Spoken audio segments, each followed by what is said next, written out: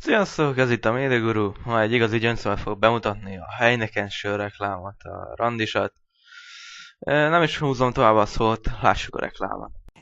Az elején kiderül, hogy ez a csávó nagyon tehetséges és ismert, mert mindenki ismeri. Ilyeneket nem nagyon tudnak csinálni az átlag emberek, és kedves, és tudja leplezni azt, hogy hülyén állt a haja például, meg ez a mágusos rész nekem kifejezetten tetszett, amennyire Gagyi, annyira szerethető. Itt látszik, hogy van pénz benne. Érzem, hogy ebbe volt munka, pénz és idő.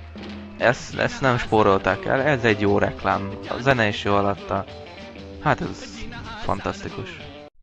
Szóval aki megteheti és szereti a sört, az így a Heineken, mert ebbe volt pénz, és szerintem elég jó a Heineken.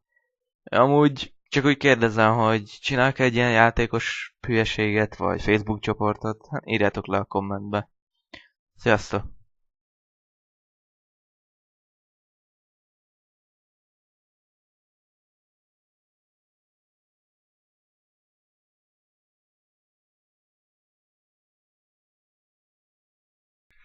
Ez egy burkolt reklám. Nem is annyira burkolt, bele a pofátokba.